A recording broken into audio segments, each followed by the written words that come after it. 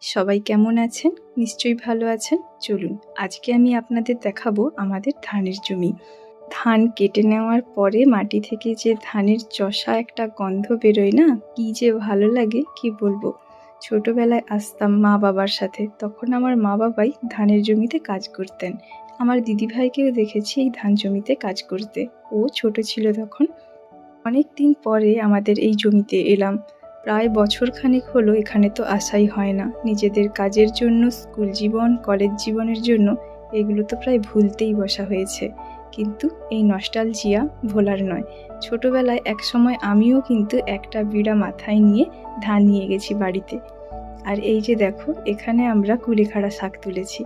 জমির আল বরাবর প্রচুর কুলেখাড়া শাক হয়ে আছে, তাই মা বলল কয়েকটা ডাঁটা তুলে নিতে, আর মাটিতে তো লাগিয়ে দিলে এই ডাঁটাগুলো ধরেই যায়। আজ তবে আসি, দেখা হচ্ছে কাল।